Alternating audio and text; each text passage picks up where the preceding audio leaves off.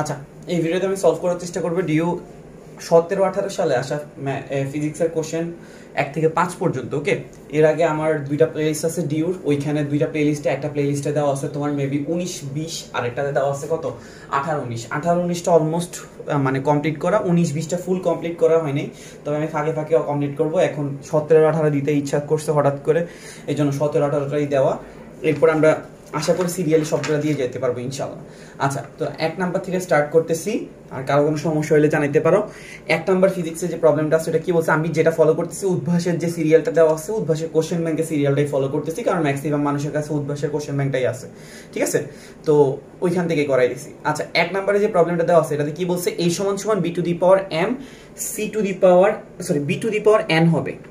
a = কি, b two the power n c two the power m, এবং A B C এদের মাত্রা দেওয়া আছে কত, এল টি, তারপরে এল স্কোয়ার টি ইনভার্স 1, তারপরে এল টি স্কোয়ার, ঠিক আছে? এই তিনটা মাত্রা দেওয়া আছে, তোমাকে কি বের করতে বলছে, এন আর এম এর মান কত হবে। ওকে, তো আমাদের যে ইকুয়েশনটা হচ্ছে A = B to the power N C to the power কত এম। আচ্ছা, এর মাত্রা আমরা দেখতেছি কত আছে, এল টি, এর মাত্রা আমরা কত দেখতেছি, এল টি। বি এর জায়গায় আমরা দেখতেছি মাত্রাটা হচ্ছে কত, এল স্কোয়ার টি ইনভার্স 1, তার হোল পাওয়ার কত আছে, আবার একটা এন আছে। সি এর মাত্রা দেখতেছি এল টি স্কোয়ার, তার পাওয়ার আবার কত আছে, এম। ঠিক আছে, আমরা যদি এখান থেকে দেখি, এটা তো এল টি, এখানে কোনো রকম ক্যালকুলেশন করা লাগে না। এখানে এল এর পাওয়ার আছে 2, আবার এখানে পাওয়ার আছে এন। আমরা জানি যে পাওয়ার কি হয়ে যায়, গুণ হয়ে যায়, তাহলে এটা কি হয়ে যাবে 2n। আর এখানে একটা টি টু দি পাওয়ার -1 আছে, -1 এর সাথে যদি তুমি n কে গুণ করো তাহলে কি আসবে, -n আসবে। আবার এখানে একটা এল আছে, তার পাওয়ার আছে m, তারপর এখানে একটা টি আছে, টি এর পাওয়ার হয়ে যাবে কত, 2m। বুঝতে পারছি? এগুলো কিন্তু সবাই কি আকারে আছে, গুণ আকারে আছে। এখন আমরা জানি যে বেস আর বেস যদি মিলে যায় তাহলে পাওয়ার গুলো কি হয়ে যায়, যোগ হয়ে যায়। যেমন এখানে l two the power 2n, l two the power m, এটাকে আমরা কি লিখতে পারবো, 2n প্লাস m। ঠিক আছে, এখানে টি এর পাওয়ার আছে -n, এখানে আছে 2m, তাহলে আমরা যদি এখানে ক্যালকুলেট করি তাহলে এখানে লিখতে পারবো -n প্লাস 2m। মানে কি করছি, জাস্ট নরমাল যাদের বেস মিলে গেছে তাদেরকে পাওয়ার যোগ করে দিছি, বেস মিলে গেছে পাওয়ার যোগ করে দিছি, আর এই পাশে কি আছে, lt। ওকে, তো আমরা একটা জিনিস ইকুয়েট করা শিখছি, মানে এই সাইডের মাত্রা যেটা হবে, সমীকরণের বাম দিকে মাত্রা যতটুকু হবে ডান দিকে মাত্রার মানটা কি হবে, সেম হবে। মানে এই দিকের মাত্রা যদি এল হয়, শুধু এল থাকে, তাহলে এই দিকের মাত্রা কি থাকবে, এল থাকবে। যদি এদিকের মাত্রা এল টি স্কোয়ার আসে তাহলে এদিকের মাত্রা এল টি স্কোয়ার আসবে। বুঝতে পারছি? তাহলে এখানে যেহেতু এল টি আছে, তাহলে আমরা এখানে দেখতেছি এল, এখানে এল এর যে পাওয়ারটা আছে মানে 2n প্লাস m, এটার ভ্যালু কত হওয়া লাগবে, যেহেতু এখানে এল এর পাওয়ার কত আছে 1, তার মানে এখানে হইতে হবে 2n প্লাস m, যেটা আছে এটার মানটা কত হইতে হবে, 1 হইতে হবে, তাই না? আচ্ছা, এখানে আমরা বাম দিকে টি এর পাওয়ার কত দেখতেছি 1, আর এদিকে টি এর পাওয়ার দেখতেছি কত, -n প্লাস 2m। বুঝতেছি যে এখানে যেহেতু 1 আছে তাহলে এখানের মানটাও কত হইতে হবে, 1 হইতে হবে। তাহলে -n প্লাস 2m এটা সমান কত লেখা লাগবে, 1। ওকে, তাহলে আমরা এখান থেকে পাইতেছি কি 2n প্লাস m সমান 1, আর 1 সমান কি -n প্লাস 2m। এই দুটোকে এখন আমরা সলভ করে নিব। তো এখান থেকে আমরা কি লিখতে পারি, -nটাকে যদি আমি এই পাশ থেকে এই পাশে নিয়ে আসি তাহলে এটা হয়ে যাবে +n, আর 2m - 1টাকে যদি ওই পাশে নিয়ে যাই এটা কি হয়ে যাবে, -1। তাহলে আমরা n এর একটা মান পাইতেছি কত, 2m - 1। আমরা যদি এই মানটাকে এখানে বসাই দেই, 2n এর জায়গায় আমরা কত বসাইতে পারি, 2m - 1 প্লাস কত m, আর ওই সাইডে কত আছে, একটা 1 আছে। এটা কি বোঝা যায় নাকি যায় না? আশা করি বোঝা যায়। এখানে যে n এর একটা মান পাইছি, এই মানটাকে আমরা এই সাইডে বসাই দিচ্ছি। তাহলে 2 × n এর জায়গায় কাকে বসাইছি, 2m - 1 প্লাস m = কত, 1। এবার দেখো তো 2 দিয়ে যদি তুমি এটাকে গুণ করে দাও, এটা কি হয়ে যাবে 4m মাইনাস কি হয়ে যাবে 2 প্লাস হয়ে যাবে m, আর ওই সাইডে হবে কত, 1। আমরা এখানে 4m দেখতেছি আর m দেখতেছি, যোগ করলে কত আসবে, 5m, -2টাকে ওই পাশে নিয়ে গেলে এটা হয়ে যাবে +2, 1 আর 2 যোগ করলে কত আসে, 3। তাহলে আমাদের m এর মানটা আসতেছে কত, m এর মানটা আসতেছে 3/5। ঠিক আছে, আমরা m এর মানটা কত পাইছি, 3/5। এবার m এর মানটাকে আমরা এখানে বসে দিলে কিন্তু ইজিলি কি করতে পারবো, n এর মানটাও বের করতে পারবো। তাহলে 2 × 3/5 মাইনাস কত আসে, 1। 3 দুগুণে কত, 6, নিচে আছে 5, আর মাইনাস কত, 1। তাহলে এখানে আমরা লসাগু করলে 6 - 5 পাবো, দ্যাট মিন্স কত, 1/5। ঠিক আছে, তাহলে আমরা n এর মান কত পাইছি, 1/5, আর m এর মানটা কত পাইছি, 3/5। আমার কাছে প্রশ্নে n চাইছিল আর m চাইছিল, n এরটা কত পাইছি, 1/5, এখানে একটু লিখে রাখি দেই, আর m এরটা কত পাইছি, 3/5। বুঝতে পারছি? তাহলে এটা কিন্তু সলভ হয়ে গেছে। আমি যদি একটু রিপিট করি কি করছি, আমাকে এখানে একটা ইকুয়েশন দেওয়া ছিল, a = b two the power n c two the power m, a b c এদের মাত্রা দেওয়া ছিল lt, l square t inverse 1, lt square. তোমার কাছে কি জানতে চাইছে, n এবং m এর মান কত। তো আমরা কি করছি, দোনোটা ইকুয়েশনের দোনো সাইডে আমাদের যে a b c এর মাত্রাগুলো ছিল ওগুলোকে বসাইছি, বসানোর পর একটা ইকুয়েশন দাঁড়াইছে। তো আমরা জানি যে সমীকরণের বাম দিকে যেটুকু মাত্রা থাকবে ডান দিকেও মাত্রাটা কি হবে, সেম হবে। যেহেতু বাম দিকে l এর পাওয়ার 1 আছে, তাহলে ডান দিকেও l এর পাওয়ারটা কত হওয়া লাগবে, লাগবে 1, তাহলে 2n প্লাস m এর ভ্যালুটা কত হইতে হবে 1, t এর পাওয়ার দেখতেছি বামে 1, তাহলে ডানেও 1 হইতে হবে, তাহলে -n প্লাস 2m এটা কত হয়ে যাবে 1। দুটোটা ইকুয়েশনকে সলভ করছি, m আর n এর মান পাই গেছি ইজিলি। ঠিক আছে, আশা করি সবাই বুঝতে পারছি। এরপরে 2 নম্বরে কি বলছে, শক্তির মাত্রা কত হবে। ঠিক আছে, তো শক্তি আমরা অনেক রকমের শক্তি চিনি, গতিশক্তি, বিভব শক্তি, আর অনেক রূপে শক্তি চিনি। তুমি যে কোনো শক্তি দিয়ে মাত্রা বের করতে পারো, কেউ কিছু বলবে না। ঠিক আছে, তুমি চাইলে বিভব শক্তি দিয়ে বের করতে পারো, গতিশক্তি দিয়ে বের করতে পারো, সবসময় মাত্রা কি আসবে, সেম আসবে। তোমাকে তো বলা হয়েছে যে সমীকরণের বাম দিকে ডান দিকে তুমি যেভাবেই নিয়ে যাও মাত্রা কখনো চেঞ্জ হবে না, মাত্রা সেম থাকবে। ঠিক আছে, আচ্ছা ধরো আমরা বিভব শক্তি দিয়ে মাত্রাটা বের করতে যাচ্ছি। বিভব শক্তির সূত্র কি, mgh। বিভব শক্তির সূত্র কি, mgh। আমরা জানি যে ভরের মাত্রা কি আসে বলতো, ভরের মাত্রাকে আমরা বড় হাতের m লিখি, তারপরে সময়ের মাত্রাকে আমরা কি দ্বারা প্রকাশ করি, বড় হাতের t, আর দৈর্ঘ্যের মাত্রাকে আমরা কি দ্বারা প্রকাশ করি, বড় হাতের l। এগুলো হচ্ছে মাত্রার নরমাল তিনটা জিনিস, মানে যে তিনটার উপর ভিত্তি করে মাত্রাগুলো তৈরি করা হয়েছে। ঠিক আছে, আচ্ছা এখানে দেখতেছি ভর আছে, তাহলে ভরের মাত্রা আমরা কি লিখবো, m। এখানে একটা জি আছে, জি মানে হচ্ছে ত্বরণের এককটা যদি আমরা একটু মনে করতে যাই, মিটার পার সেকেন্ড স্কয়ার, তাই না? ত্বরণের এককটা কি, metre per second square. Metre কার একক বলতো, দৈর্ঘ্যের একক। তাহলে দৈর্ঘ্য যেহেতু আমরা এখানে কি ইউজ করি, দৈর্ঘ্যের জন্য এল। আর metre per second square, second কিসের একক, সময়ের একক। সময় যেহেতু আমরা টি দ্বারা ইউজ করি, তাহলে এখানে টি ইনভার্স কত দেওয়া লাগবে, একটা 2 দেওয়া লাগবে। আচ্ছা ভালো কথা, এইচ এর উচ্চতার একক কি হয়, মিটারটা এক প্রকার দৈর্ঘ্য, তাহলে আমরা এখানে কত ইউজ করবো, এল। তাহলে আমাদের শক্তির মাত্রাটা আসতেছে ml স্কয়ার টি ইনভার্স কত 2। তাহলে আমরা ইজিলি শক্তির মাত্রাটা পাই যেতেছি ml স্কয়ার টি ইনভার্স কত 2। এইভাবে তুমি যে কোনো জিনিসের মাত্রা যে কোনো তুমি ইকুয়েশন থেকে বের করতে পারবা। আচ্ছা আমি যদি রিপিট করি, কি করছি, তোমাকে এখানে শক্তির মাত্রা বের করতে বলছে। শক্তিটা তুমি বিভব শক্তি নিয়েও করতে পারো, গতিশক্তি নিয়ে করতে পারো, মোট শক্তি নিয়ে করতে পারো, কোনো সমস্যা নাই। তো বিভব শক্তি সূত্র কি ছিল, mgh। m ভরের মাত্রা হচ্ছে বড় হাতের m, g ত্বরণ একক হচ্ছে কি, metre per second square. Metre মানে দৈর্ঘ্যের মাত্রা হচ্ছে l, আর সেকেন্ড মানে হচ্ছে কি সময়ের মাত্রা হচ্ছে কি t, t এর ইনভার্স কত হবে 2, আর h উচ্চতা, এটাও কিন্তু এক প্রকার দৈর্ঘ্য, তাহলে আমরা এখানে কি ইউজ করব, l। তাহলে ml স্কয়ার t ইনভার্স কত আসছে 2। ওকে, আচ্ছা 3 নাম্বার প্রবলেমটা একটা ভেক্টর থেকে প্রবলেম দেওয়া আছে। ভেক্টর a b c এদের মান দেওয়া আছে কত 12, 5, 13। তোমাকে দেওয়া আছে কি a vector plus b vector সমান সমান কি c ভেক্টর। তোমাকে বলছে a ভেক্টর এবং b ভেক্টরের মধ্যবর্তী কোণ কত। আচ্ছা তো আমাকে a ভেক্টরটার মান দেওয়া আছে কত 12, b ভেক্টরটার মান দেওয়া আছে কত 5, আর c ভেক্টরটার মান দেওয়া আছে কত 13। ঠিক আছে, আর আরেকটা ইকুয়েশন দেওয়া আছে a vector plus b vector সমান সমান কি c vector. a vector plus b vector সমান সমান কি c ভেক্টর।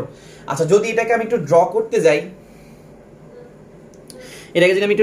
তাহলে আমরা বুঝতেছি একটা যদি আমাদের একটা ত্রিভুজ হয় ABC, ধরো আমি একটা ত্রিভুজ ধরে নিলাম ABC, তাহলে আমরা বুঝতেছি a এর মান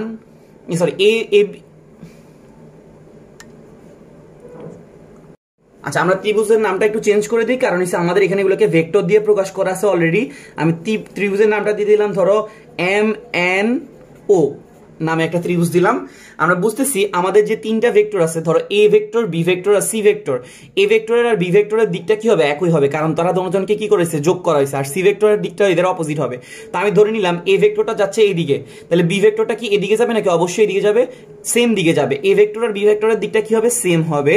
আর c ভেক্টর যেটা হবে ওইটার দিকটা কি হবে, তাদের অপোজিটে হবে। বুঝতে পারছি, তাহলে a প্লাস b সমান সমান কি লেখা যাবে, c।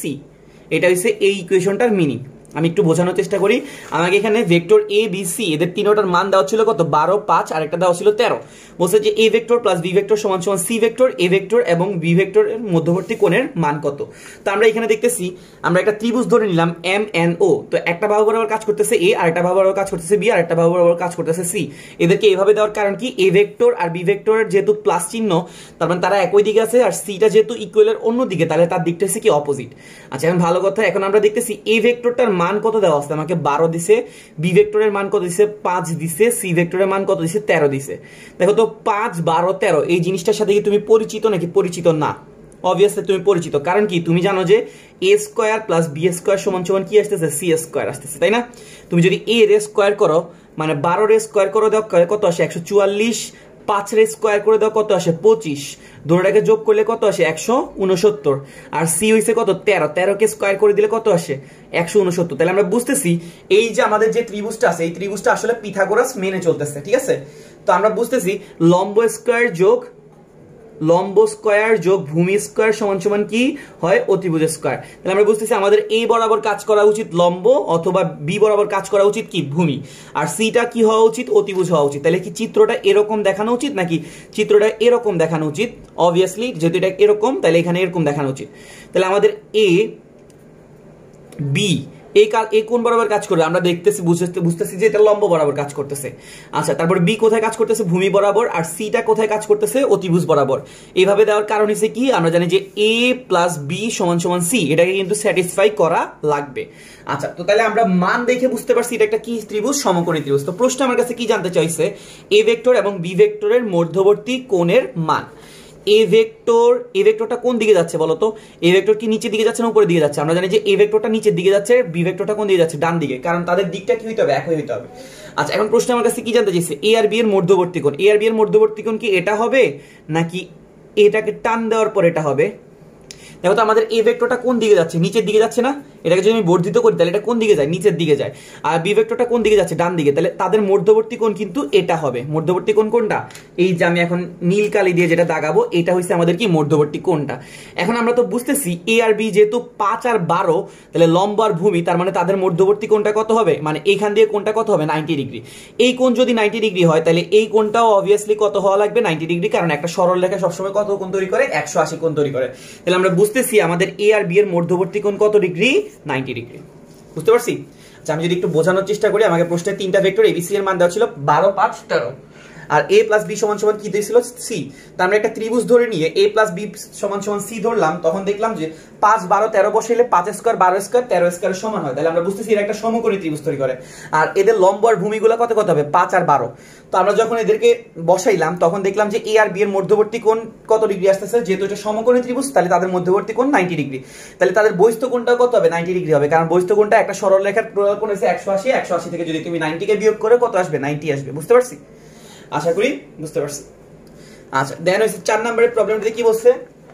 সমবেগে চলমান একটা গাড়ি ব্রেক কষায় সমমন্দনে কি এসে থামতে শুরু করছে। নিচের কোনটা এস বনাম ভি এর গ্রাফ? ওকে, সমবেগে চলমান একটা গাড়ি ব্রেক কষায় কি এসে সমমন্দনে থামতে শুরু করছে, নিচের কোনটা এস বনাম ভি এর গ্রাফ। আচ্ছা, তো তোমাকে আমি প্রথমে একটা জিনিস দেখাবো, সমবেগের গ্রাফটা দেখাইবো। ভি আর এস কাকে কাকে প্লট করতে বলছে? দেখো, নিচের কোনটা এস বনাম ভি, তাহলে তোমার কাকে কাকে প্লট করা লাগবে? এস কে প্লট করা লাগবে আর ভি কে প্লট করা লাগবে। এস আর ভি, ঠিক আছে? আচ্ছা, তো সমবেগের গ্রাফ যেটা যেরকম হয়, সমবেগের গ্রাফটা হয় এরকম। আচ্ছা, তুমি যদি কি করো ভি বনাম এস কে প্লট করো, তাহলে যদি সমবেগের জন্য, শুধুমাত্র সমবেগের জন্য তুমি যদি কি করো ভি বনাম এস কে প্লট করো, তাহলে সমবেগের গ্রাফটা কি রকম হয়? এরকম। তোমাকে যদি একটু এক্সপ্লেইন করি, সমবেগ মানে কি? বেগটা কি সমান। ধরো তোমাকে বললাম যে সমবেগের মান কত? 10, ঠিক আছে? তো বেগ, সমবেগ মানে কি? বেগটা কি কখনো চেঞ্জ হবে না?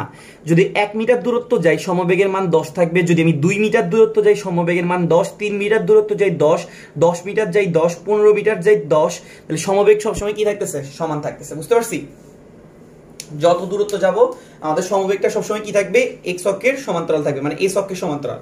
আচ্ছা, এখন আমার কাছে প্রশ্ন কি বলছে? সমবেগে চলমান একটা গাড়ি ব্রেক কষে সমমন্দনে থামতে শুরু করলো, এস বনাম ভি এর গ্রাফ কত? আচ্ছা, এখন আমরা একটু সমমন্দনের গ্রাফটা যদি একটু দেখতে যাই, সমমন্দনের জন্য ইকুয়েশনটা কি হয়? ভি আর এস এর মধ্যে আকার ভি স্কয়ার সমান সমান ইউ স্কয়ার মাইনাস 2as, তাই না?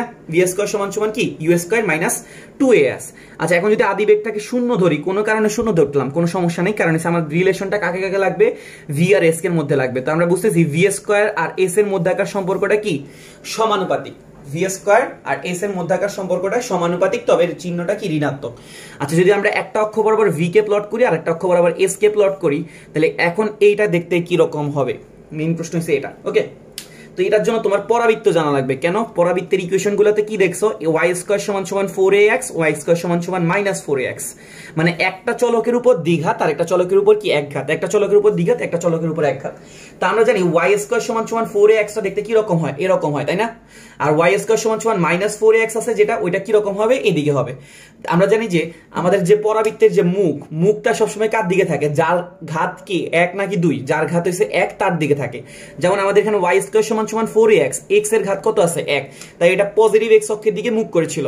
y স্কয়ার সমান সমান -4x, এখানে আছে -6, তাই আমাদের চিত্রটা কোন দিকে মুখ করেছিল, বাম দিকে মুখ করেছিল। এবার দেখো তো আমাদের v স্কয়ার সমান সমান কি আছে -s, ডান দিকে যদি +s হয় তাহলে বাম দিক হবে কি -s, তাহলে আমাদের পরাবৃত্তটা কোন দিকে মুখ করে থাকবে, এই দিক বরাবর মুখ করে থাকবে, বুঝতে পারছি? আচ্ছা এখন যদি আমরা এই দুইটাকে মিক্স করে ফেলি তাহলে আমাদের গ্রাফটা কি রকম হবে, বলছে যে প্রথমে সমবেগে চলমান একটা গাড়ি ব্রেক কষায় সমমন্দনে থামছে, তাহলে সমবেগে যেহেতু গেছে তাহলে তার এইটুক পর্যন্ত স্ট্রেট লাইন থাকবে, তারপরে ব্রেক কষায় সমমন্দন হয়েছে তাহলে তার গ্রাফটা কি রকম হয়ে যাবে, এরকম হয়ে চলে আসবে, বুঝতে পারছি? তাহলে এটা আমাদের কয় নাম্বার অপশন আছে, এটা আমাদের এ নাম্বার অপশনটাতে আছে। আচ্ছা এটা এখানে আসি কিন্তু থেমে যাবে, কারণ যেহেতু বলছে যে থেমে গেলে শেষ বেগ কত হয়ে যাবে 0, তার মানে এটা নিচের দিকে ফার্দার যাবে না, জাস্ট এটা কোথায় এসে থেমে যাবে, এখানে এসে থেমে যাবে। আমি যদি একটু চিত্রটাকে ড্র করি, এখান দিয়ে আবার একটু ড্র করলাম, ভি বনাম এস, সমবেগে যেহেতু এটা স্ট্রেট বরাবর যাচ্ছে, এরপর ব্রেক কষাইছে, সমমন্দন এসে এটা পরাবৃত্ত হয়ে গেছে এবং নেগেটিভ দিকে যাওয়া শুরু করছে, এবং এখানে আসার পর ব্রেকটা কি হয়েছে 0 হয়ে গেছে, তাই এটা থেমে গেছে। এটা আমাদের এ নাম্বার অপশনটাতে আছে। আমি যদি তোমাকে একটু প্রশ্নগুলো দেখাই, এটা হচ্ছে আমাদের আনসারটা। এটা কেন হবে না, কারণ এখানে স্ট্রেট লাইন আছে। এটা কেন হবে না, এটা স্ট্রেট লাইন আছে। স্ট্রেট লাইন কখন হবে, যখন এক্স আর ওয়াই এর পাওয়ার কত থাকে 1 থাকে, আর এটাতে বক্ররেখা আছে। তবে এটা যদি কি হইতো সমমন্দন না হয়ে জাস্ট সমতরণ হইতো, তাহলে আমরা এটা ইউজ করতাম, বুঝতে পারছি? আচ্ছা এরপরে লাস্টে যে 5 নাম্বার প্রবলেমটা দিছে, এখানে কি বলছে, বৃত্তাকার পথে 72 কিলোমিটার পার আওয়ার সমদ্রুতিতে চলমান একটা গাড়ির কেন্দ্রমুখী ত্বরণ 1 মিটার পার সেকেন্ড স্কয়ার হলে ব্যাসার্ধ কত। এখানে আমি আর কত লিখার চেষ্টা করছি, কি বলছি, বৃত্তাকার পথে চলমান একটা গাড়ি, বৃত্তাকার পথে চলমান একটা গাড়ি কি বলছি, 72 কিলোমিটার পার আওয়ার সমদ্রুতিতে চলমান একটা গাড়ির কেন্দ্রমুখী ত্বরণ কত বলা হয়েছে, 1 মিটার পার সেকেন্ড স্কয়ার। তোমার কাছে ব্যাসার্ধ জানতে চাওয়া হয়েছে। ওকে, তো তোমাকে সমদ্রুতিতে চলমান, এটা সমদ্রুতিটা কত দেওয়া আছে, 72 কিলোমিটার পার আওয়ার। তো আমি যাদেরকে বেগের কথা বলছি তাদেরকে কিছু জিনিস মুখস্থ করাইছি, যেমন 36 কিলোমিটার পার আওয়ার। তুমি যদি এটাকে কি করো, 36 কিলোমিটার পার আওয়ারকে যদি মিটার পার সেকেন্ডে নাও, এটা কিসে কনভার্ট হয়ে যাবে, 10 metre per second square, 10 metre per সেকেন্ডে কনভার্ট হবে। যদি 72 কিলোমিটার পার আওয়ার হয়, তাহলে তুমি যদি এটাকে বেগে কনভার্ট করো, এটা হবে 20 মিটার পার সেকেন্ড। যদি তুমি 108 কিলোমিটার পার আওয়ার পাও, তাহলে এটা বেগের মান কত হবে, 30 মিটার পার সেকেন্ড। আচ্ছা এটা কেন মুখস্থ করেছি, কারণ তোমার যদি কিলোমিটার পার আওয়ার থেকে পরীক্ষায় মিটার পার সেকেন্ডে নেওয়ার ওয়েটা মুখস্থ থাকে, তাহলে তোমার অঙ্ক করতে বেশিক্ষণ লাগবে না, 5 সেকেন্ডে তুমি করে ফেলতে পারবা।